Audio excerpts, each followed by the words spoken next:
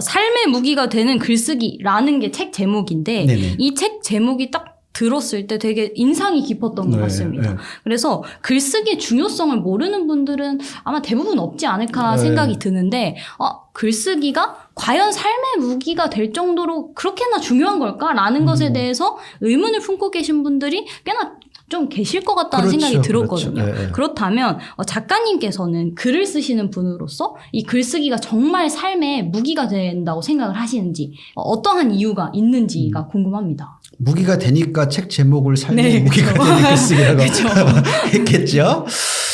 예. 특히 4차 산업혁명 시대에는 더 글쓰기가 삶의 무기가 될 수 있을 것 같아요. 제가 삶의 무기가 되는 글쓰기 제목을 정하면서 무기에 대해서 한번 고민을 해봤어요. 무기가 뭘까? 네. 근데 무기의 사전적 저기가 싸움을 할 때 공격이나 방어로 쓰이는 모든 수단과 도구를 무기라고 해요. 아, 네. 그러니까 보통 우리가 뭐 분단 국가에서 또 지금 우크라이나 전쟁이 일어나고 있을 때 무기 하면 막 살상용으로 맞아요. 총, 칼. 그렇죠. 그런 것만 생각하는데 방어용 무기도 있다라는 거죠. 아, 네. 뭐 손자병법이라든지 이런 병법서로 오면 공격도 중요하지만 방어가 더 중요하다는 이야기를 많이 하거든요. 그래서 저는 글쓰기에서도 방어용 무기가 있고 방어용 글쓰기가 있고 공격용 글쓰기가 있다는 생각을 해요. 방어용 글쓰기는 이런 것 같아요.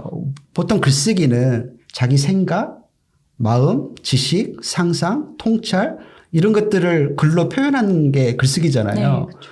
그러려면 자신에 대해서 정말 잘 알고 있어야 될 것 같아요. 자신을 이해하고. 그래서 방어용 글쓰기라는 것은 자신을 이해하는 글쓰기. 근데 자신을 이해할 때 보통 요즘 뭐 TV에서 자주 등장하는 용어 중에 금쪽이 네, 들어보신 맞아요. 적 네, 있으세요? 많이 듣죠. 오문영 선생님 네, 나오셔가지고 네. 금쪽 같은 내 새끼, 뭐 근쪽 상단소. 대부분의 이런 데 나온 사람들의 특징이 뭐 여러 요소가 있겠지만 내면에 아픈 상처가 많은 네, 사람들이거든요. 그래서 내면에 아픈 상처가 저는 해결되지 않으면 방어용 체계는 방어 체계는 안 갖춰준다는 생각을 해요.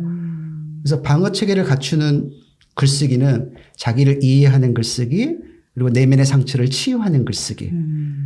그런 다음에야 공격용 무기 글쓰기가 저는 효과적으로 나올 수 있다고 봐요. 네. 글쓰기가 자기 생각과 마음과 상상과 통찰을 겉으로 드러내는 것이기 때문에 자신을 제대로 모르면 좋은 글쓰기는 어렵겠죠. 네.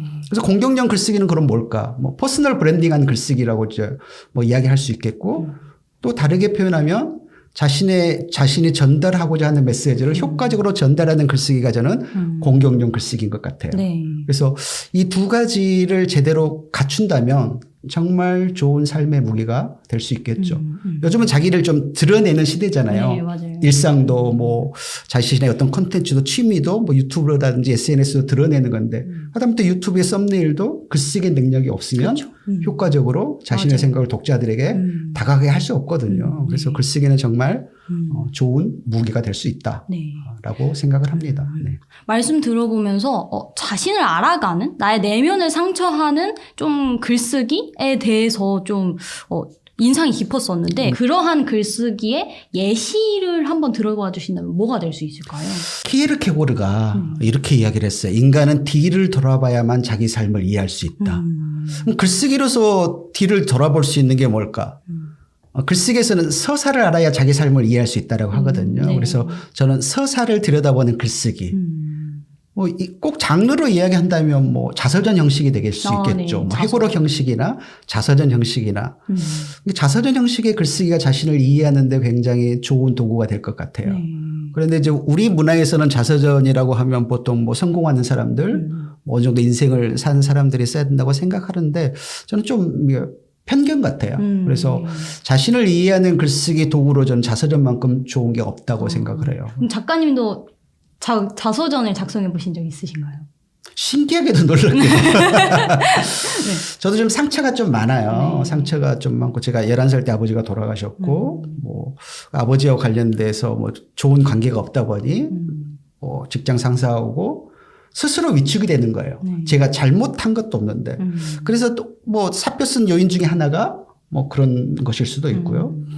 그러다가 이제 결혼을 했는데도 정말 열심히 좋은 아버지가 되고 싶고 좋은 남편이 되고 싶고 뭐 좋은 직장 생활 하고 싶은데 마음대로 안 되는 거예요. 그러다가 이제 제가 결혼 전에 어머니도 돌아가시고 그래서 아이들에게 그때 두 아이가 있었거든요. 그래서 아이들에게 외할머니, 친할머니, 친할아버지한테 좀 알려주고 싶다. 그리고 아버지 삶도 알려주고 싶다라는 생각이 들었어요. 정말 교훈이 되는 이야기를 이렇게 말로 해주려다 보니까 잔소리처럼 되는 거예요. 네. 그래서 글로 써야 되겠다. 아이들에게 내 삶을 좀 이야기해주면 좋겠다 해가지고 제목이 자서전 제목이 러브 스토리예요.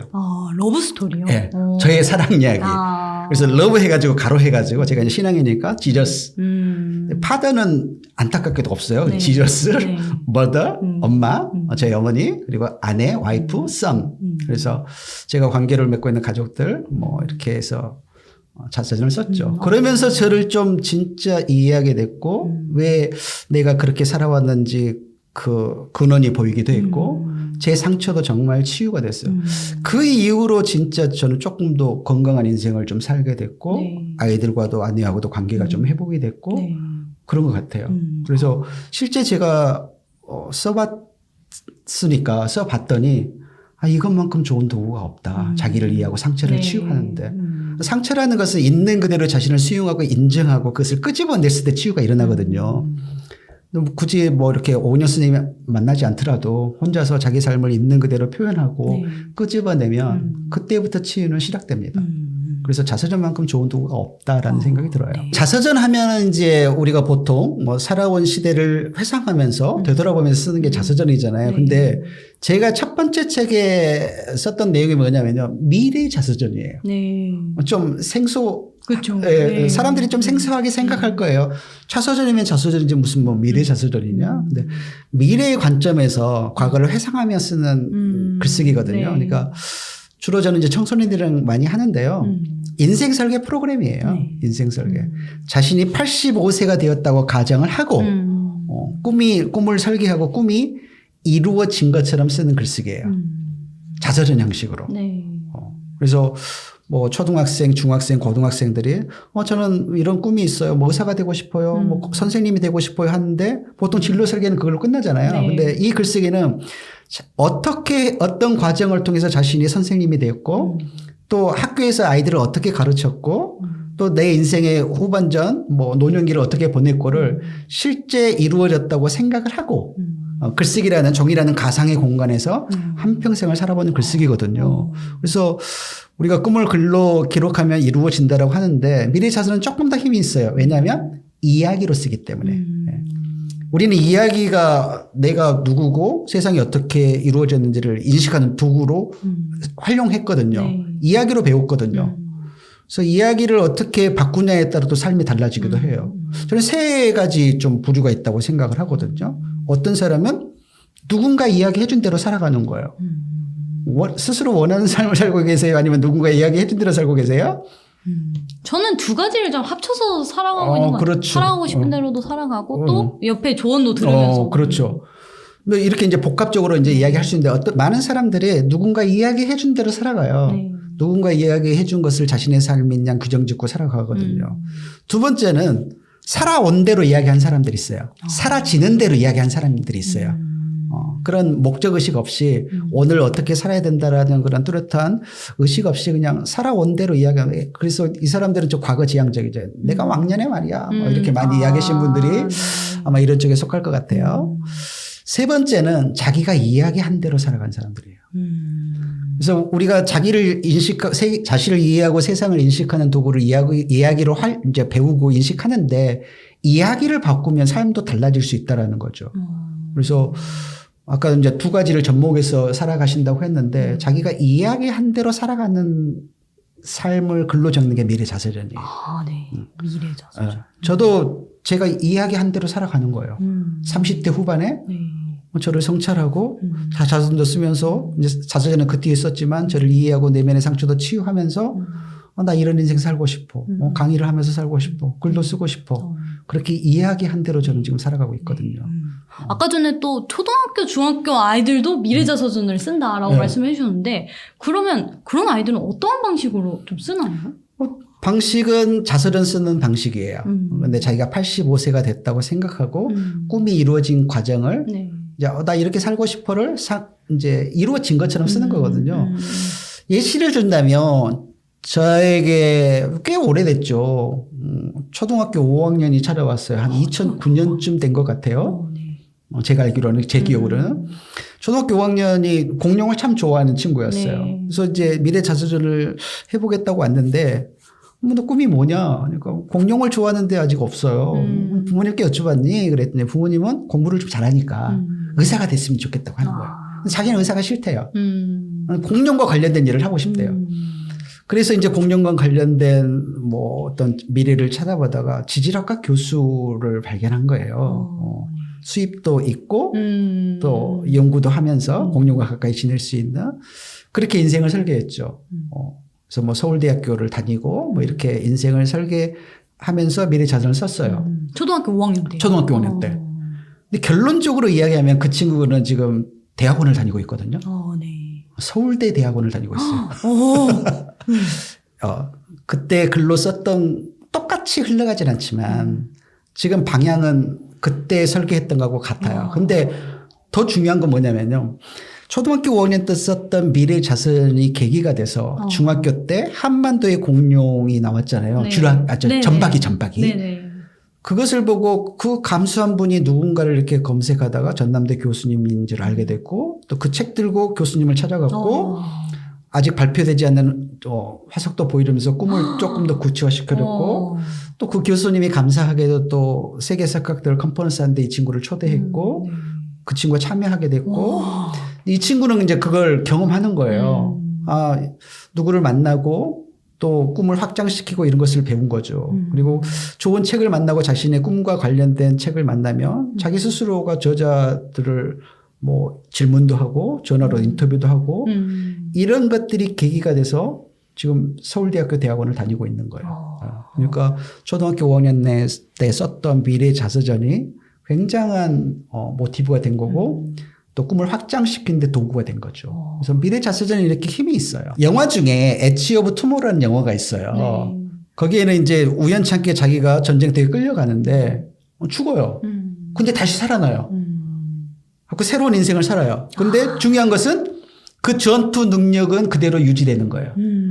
하고 그 전투 능력이 유지돼서 또 전쟁에 가면 또 다른 어떤 경험을 할 거 아니에요. 죽어요? 그럼 다시 살아나요. 그러면 업그레이드된 전투 능력이 자기에 장착되는 거예요.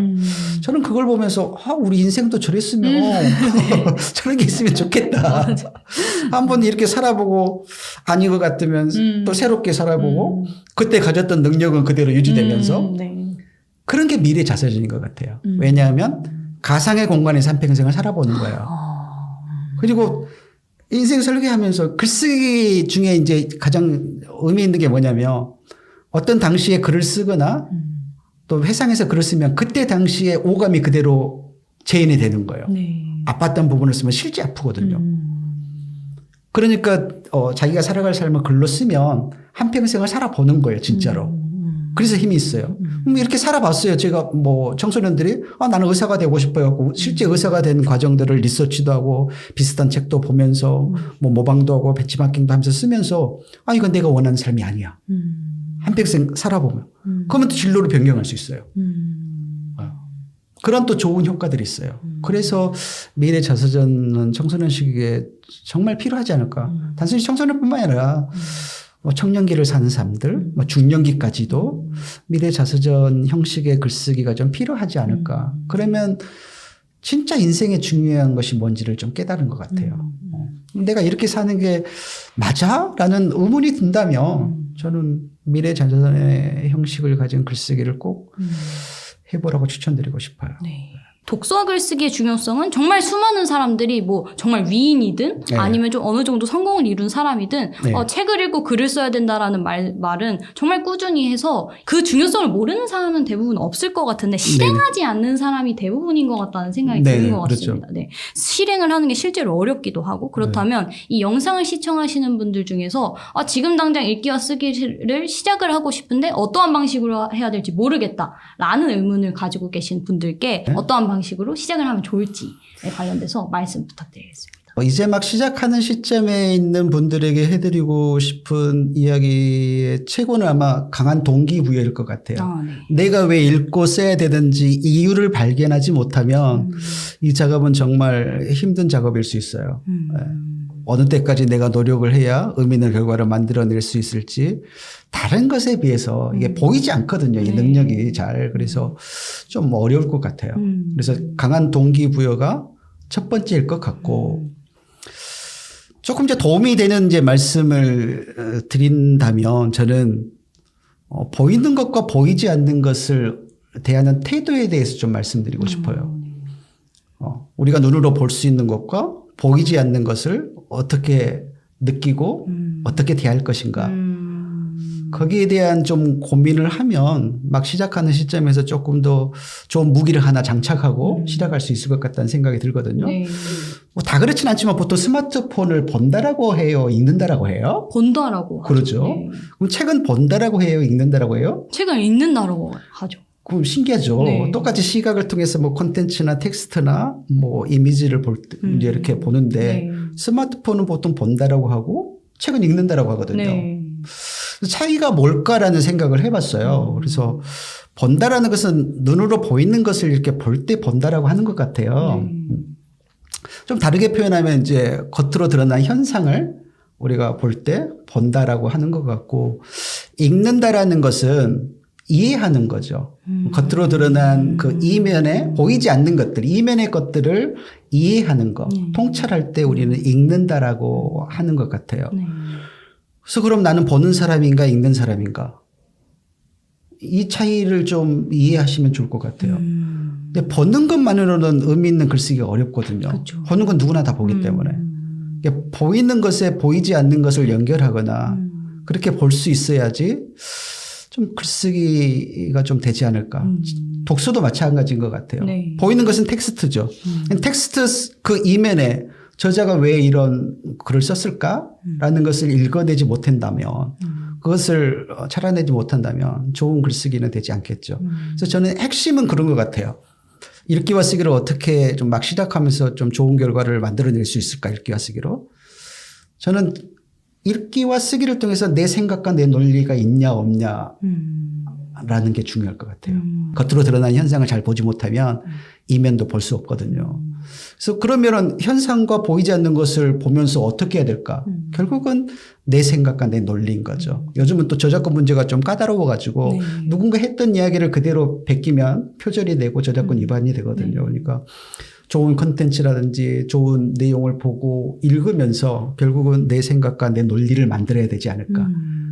이걸 이제 다르게 이야기하면 이제 통찰이 될 수도 있겠죠. 네. 뭐 요즘 인문학이 조금 시들해지긴 했지만 인문학이 추구하는 기본적 가치는 통찰이거든요.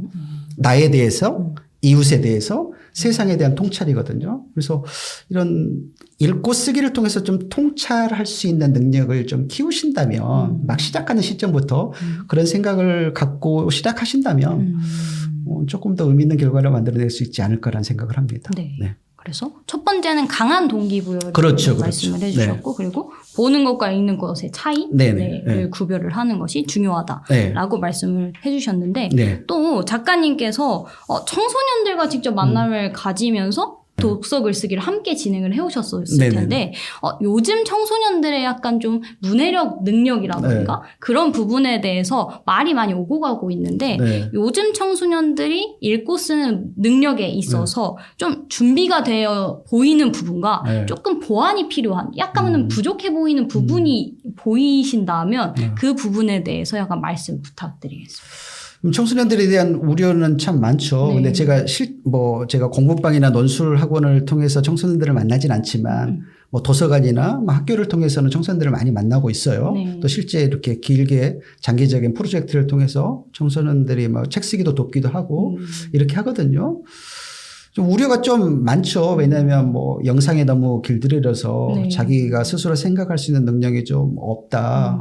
뭐 앞으로 우리 청소년들 미래가 어떻게 될까 고민하신 분들이 많은데 제가 실제로 만나서 뭐 글쓰기를 하고 또 이렇게 강의를 하면서 느낀 청소년들은 대부분 제가 만난 친구들이었는지 그런지 모르지만 글을 잘 썼어요.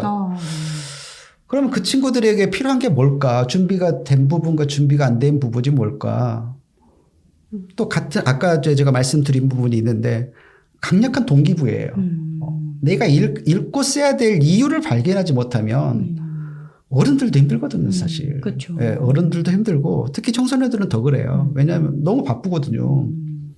성적 때문에 너무 바쁘게 살다 보니까 읽기와 글쓰기에 시간을 투자한 만큼 효과를 얻을 성과를 낼 수 있을지 이게 담보되지 않거든요. 그래서 시간을 투자하지 않는 것 같아요. 물론 먼 미래를 내다보고 그게 정말 중요하다고 생각한 사람들은 미리미리 준비하지만 그래서 준비되지 않는 부분들은 그런 동기부여가 좀 부재다. 동기부여 네. 부재다. 그리고 또 하나는 글쓰기에 대한 편견인 것 같아요. 글쓰기는 힘들어. 글쓰기는 어려워. 라는 편견인 것 같아요. 근데 이유가 발견이 되고 왜 써야 되는지를 알게 되면 또 글을 쓰는 가운데 또 즐거움을 느끼게 되면 어려운 길로 스스로 들어가는 경우를 좀 많이 봤어요. 힘들지만 재미를 느꼈어요. 내 삶을 이해하는데 알게 됐어요. 또 어떤 청소년들은 자기 상처를 스스로 치유했다고 고백한 친구들이 있어요. 그런 친구들이 공통적으로 하는 이야기가 뭐냐면요. 친구들이 이런 글쓰기를 했으면 좋겠다. 내가 나중에 결혼하면 내 아이에게는 꼭 글쓰기를 시키겠다. 청소년들 우려하는 청소년들이 많은데 그런 글쓰기의 즐거움과 재미를 느낀 청소년들은 글쓰기를 자기 자식에게 친구들에게 권장을 하거든요. 그래서 그런 편견을 좀 깰 필요가 있겠다라는 생각을 합니다. 제가 이제 만난 친구들은 동기부여가 되고 편견을 깨고 조금 재미를 느끼잖아요. 청소년들은 자기가 스스로 생각한 능력이 없다고 이렇게 우려하시는 분들이 많은데 그 지점만 건드려주면 의외로 사고들이 유연하거든요. 요즘 크리에이티브한 친구들이 정말 많잖아요. 네, 맞아요. 오히려 더 어른들의 어떤 그런 고정관념, 선입견을 좀 벗어나서 훨씬 창의적인 글들을 많이 쓴 걸 저는 봤어요. 그래서 그 두 부분만 조금 해결을 해주면 또 부모님들이 또 시간을 할애해 줘야 되겠죠. 그 마크 주크버그가 하버드대 그 연사로 초청받아서 했던 이야기 중에 제가 가장 인상 깊은 게 뭐냐면요. 가장 위대한 성공은 실패할 자유가 있을 때 온다라는 이야기를 하더라고요. 그러니까 글쓰기에서 성공하는 것도 실패할 자유를 줘야 돼요. 청소년들에게. 처음부터 잘 쓴 사람 없잖아요. 쓸 수 있는 기회를 줘야 되고 시간을 줘야 되고 인내해야 되고 기다려줘야 되고 그랬을 때 글쓰기도 좀 좋은 결과가 나오지 않을까. 근데 동기부여가 되고 그렇게 되면은 훨씬 더 유연해서 요즘 청소년들이 어른들보다 글 잘 쓸 친구들이 정말 많다. 이렇게 말씀드리고 싶어요. 그렇다면 이러한 상황에서 부모님들이 좀 직접적으로 이 부분은 좀 신경을 써서 지도를 해야 한다. 글쓰기와 읽기에 있어서 하는 부분이 있을까요? 저는 생각과 마음을 좀 자유롭게 표현할 수 있는 장이라든지 기회를 마련해 주는 게 중요하다고 생각을 해요. 지금 부모님들은 정답을 외우는 시대에 살았던 것 같아요. 정답이냐 정답이 아니냐. 진로를 선택할 때 이것은 뭐 정답 같은 진로일까 아닐까 실패할 진로일까 이렇게 좀 구분 짓는 경우가 많은데 그 생각에서 좀 벗어날 필요가 있다고 생각을 해요. 유연한 거니까. 그럼 아까 전에 그 실패할 자유의 장을 좀 만들어주는 것? 그렇죠. 그러면 아이들이 어떠한 방식으로 좀 글쓰기를 시작을 하면 좋을까요? 뭐 자서전이 됐든 아까 전에 예시를 들어주셨던 뭐 독후감이 됐든 어떠한 방식으로 좀 시작을 하는 게 좋을까요? 조금 전에 말씀드렸지만 자기 생각과 마음을 자유롭게 표현할 수 있는 장, 기회 그런 게 있다면 저는 장르는 뭐 이렇게 중요하지 않다고 봐요. 뭐 시기별로 뭐 초, 중, 고 시기가 있지만 어떤 글쓰기를 이때는 어떻게 해야 돼요? 저는 글쓰기는 구성 요소의 차이지 전부 다 자기 생각과 마음과 통찰, 지식들을 글로 표현하는 게 글쓰기잖아요. 그러니까 자기 생각과 마음을 자유롭게 표현할 수 있는 그런 유연한 마음. 그러니까 자기 속마음도 자유롭게 드러낼 수 있는. 부모님에게 속마음 드러냈어. 혼났어요. 그러면 속마음 그다음부터는 표현 안 쳐. 학교 선생님에게 속마음 드러냈어요. 혼났어요. 그럼 이제 마음의 문을 닫거든요. 생각의 문을 닫아버리거든요. 그래서 속마음과 지식과 어떤 자기가 상상하는 것들을 표현했을 때 부모님이나 관련된 사람들이 어떻게 반응하냐가 저는 그 사람의 글쓰기의 문을 여는지 닫는지 뭐 그렇게 아마 역할이 될 것 같아요. 작가님께서 아까 전에 지금까지 총 21권의 책을 집필을 네. 하셨다고 말씀하셨는데 작가님만의 독서법과 학습법이 또 궁금합니다. 어떠한 식으로 지금 또 책이라는 결과물을 꾸준히 만들어내고 네. 계신데 네. 그 안에서 정말 많은 글을 쓰는 시간과 책을 읽는 시간이 있을 수밖에 없다는 생각이 그렇죠. 들어요. 그렇다면 작가님이 일상생활에서 좀 지키시는 독서 루틴이라던가 글쓰기 루틴 어떠한 방식으로 진행을 하시는지 여쭤봐도 괜찮을까요? 특별한 방법은 없어요. 네. 특별한 건 없는데 한 3가지 정도 이제 말씀을 꼭 드린다면 첫 번째는 삶이 단순합니다. 제 삶이. 네. 복잡하지가 않아요. 첫째 제가 음주 가무를 안 해요. 네. 술도 안 먹고 담배도 안 피고 뭐 노래방도 안 가고 사람도 잘 막 모임 같은 것도 잘 안 가져요. 그러다 보니까 저한테 집중하고 또 제가 관심을 가진 컨텐츠에 집중하는 시간이 좀 많아져요. 그게 하나 이제 이유이고 두 번째는 성실을 좀 꼽고 싶어요. 성실. 지속하는 힘.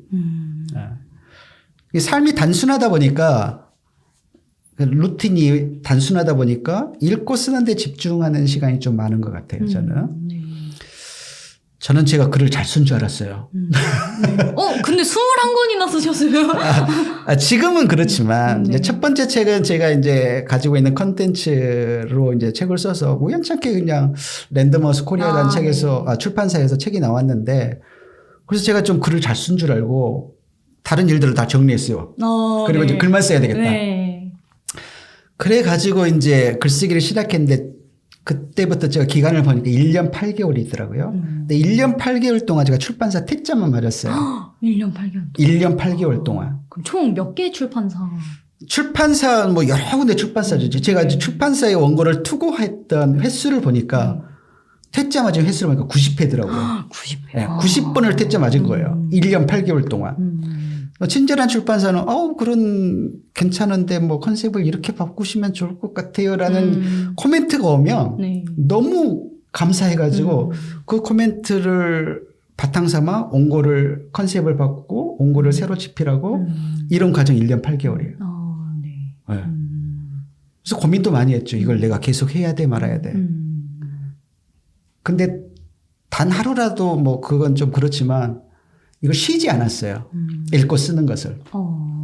그래서 그 기간을 보니까 첫 번째 책이 나올 때까지는 한 7년 정도 제가 그렇게 훈련을 했고 지금도 그렇게 하고 있고 2003년이니까 거의 지금 거의 20년인데 패턴이 비슷해요. 그래서 다작을 할 수 있었던 원인 중에 하나는 첫 번째는 삶이 단순한 거. 단순한 것에 연결돼서 읽고 쓰기 성실한 거. 세 번째는 제가 만난 지식과 정보 컨텐츠를 저는 있는 그대로 받아들이질 않았어요. 한번 제가 원래 좀 비판적 사고 능력이 강해서 좋은 이야기를 하면 그러니까 있는 그대로 안 보는 좀 성격이 있어요. 조금 삐딱하게 본다거나 비판해서 본다거나 이런 게 좀 있어요. 이게 다른 이야기로 좋은 용어로 얘기하면 의문이 될 수도 있고 비판적 사고 능력이 될 수도 있고 그래서 제가 좀 다르게 보이는 부분, 다르게 생각하는 부분을 해결하기 위해서 질문을 던지고 그 질문을 해결하기 위해서 또 글을 쓰거나 뭐 어휘를 정리하거나 이런 작업들을 꾸준히 했던 것 같아요. 네, 그러니까 뭐 책을 읽더라도 있는 그대로 받아들이지 않고 제 언어로 풀어서 이야기를 해놓거나 아니면 필사를 해놓거나 뭐 초서를 해놓거나 초서한 것을 바탕으로 그때 들었던 생각을 제 언어로 빠르게 그 밑에다가 정리를 해놓고 인용해 놓은 것과 제 언어에 대해서 구분을 제가 명확히 지어놨어요. 나중에 뭐 헬렌 켈러가 이게 내 생각인지 내 상상인지 어디서 봤던 건지 구분이 안 된 것처럼 저도 그렇게 될까봐 책 쓰기 전부터 저는 뭐 초서를 해놓거나 100개 써놓으면 거기에 대해서 출처를 딱 적어놨고 제 언어로 풀어놓은 것은 제 언어라고 딱 구분을 지어놨어요.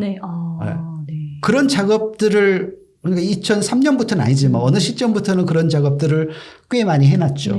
그런 이제 그런 것들이 데이터가 이제 모아져서 그리고 나의 생각과 내 논리가 만들어지고 내가 이야기하고 싶은 것에 지금까지 보고 느꼈던 뭐 어휘가 될 수도 있고 아포리즘이 될 수도 있고 그런 것들이 토대가 돼서 좀 많은 책을 쓸 수 있지 않았을까라는 생각을 합니다.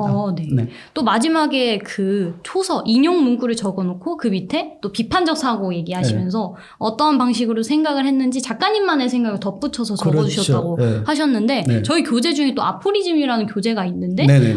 그런 방식으로 계속 글을 쓰시고 또 그것을 활용해서 책을 네. 집필을 하신 거잖아요. 그렇죠. 그런 글쓰기가 실질적으로 좀 책을 만드는 데 있어서 정말 도움이 많이 되나요? 이것보다도 좋은 도구가 있을까 싶을 정도로 저는 그런 생각을 합니다. 그래서 저는 이제 뭐 책에는 그런 이야기를 써놓은 건 없는데 제가 강의를 가면 뭐 글쓰기라든지 독서를 뭐 이제 강의를 듣기 위해서 오신 분들에게 이렇게 이야기해요. 소비자가 되지 말고 생산자가 되시라는 이야기를 해요. 네. 소비자는 소비자의 어떤 태도를 있는 그대로 수용하는 거거든요. 네. 활용이 아니라 내 것으로 만들려고 하는 그런 태도보다는 있는 그대로 저 사람이 무슨 이야기 했지? 이 책에는 어떤 내용이 있지? 이런 태도로 접근을 한단 말이죠. 근데 생산해야 되겠다. 유튜브도 생산이잖아요. 네. SNS도 생산이고. 네. 생산해야 되겠다라는 사고를 가지고 있으면 저걸 어떻게 활용하지? 저걸 어떻게 써먹지? 그러면 어떤 글귀 아포리즘들이 나한테 정말 피가 되고 약이 되는 어떤 네. 그런 도구가 되는 거예요. 그냥 수용하겠다, 소비하겠다라는 생각을 하게 되면 그냥 메모에 불과해요. 내가 이제 마음에 와닿거나 이건 꼭 필요하다라는 글귀들을 메모장에 쌓아두기만 하면 자기들이 이렇게 모아놨던 것들을 얼마나 읽을까 싶어요, 저는. 네. 메모를 한 거를 사실 다시 훑어보고 읽기가 약간 조금 힘든 작업 같아요. 그렇죠. 생각보다. 네. 왜냐하면 내 게 아니기 때문에 그래요. 네. 그 사람 거기 때문에 그래요. 그 책에 있는 것이기 때문에 그래요. 그래서 그것을 활용할 수 있는 내 언어와 내 생각과 내 논리가 거기에 연결되지 않는다면 어떤 콘텐츠로 재생산해낼 수 있는, 활용해낼 수 있는, 생산해낼 수가 없을 것 같아요. 그러니까 그런 아포리즘을 내 언어로 풀어서 이야기할 수 있는 능력을 훈련하시는 게 저는 필요할 것 같아요. 마지막으로 영상을 시청하는 분들께 특별히 강조하고 싶으신 부분이 있으시면 말씀 부탁드리겠습니다. 글쎄요, 읽고 쓰기로 어떤 의미 있는 결과물을 만들어내는 것은 쉽다고 이야기할 수는 없어요, 진짜로. 쉽지 않는 길입니다. 제가 이제 강의 중에 이야기하는 것 중에 투자 대비 비효율적인 것 중에 하나가 읽고 쓰기다라고 이야기를 해요. 네.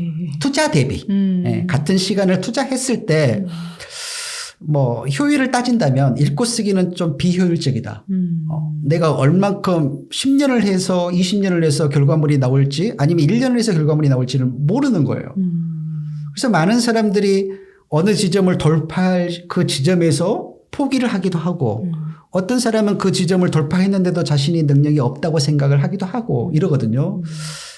그런데 반대로 읽고 쓰기 능력을 이 삶의 무기로 만들어 놓은 사람들은 죽을 때까지 써먹을 수 있는 거예요.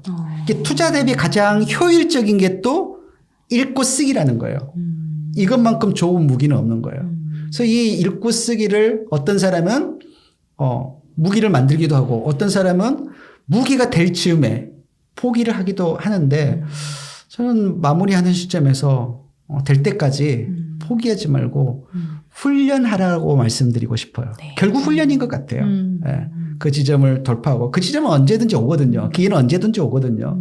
그래서 훈련된 사람들은 읽고 쓰기가 훈련된 사람들은 어느 순간에 그 훈련된 것이 빛을 발하는 날이 올 거라고 생각을 합니다. 그때까지 묵묵히 그 읽고 쓰기가 주는 그런 즐거움과 재미도 느끼시면서 묵묵히 훈련하신다면 의미 있는 결과도 만들어낼 수 있을 거라고 생각을 합니다. 오늘은 이렇게 임재성 작가님을 모시고 글쓰기에 대한 이야기 나눠보았습니다. 긴 시간 유익한 말씀 나눠주셔서 감사드립니다. 오늘 감사드렸습니다. 네, 감사합니다. 네.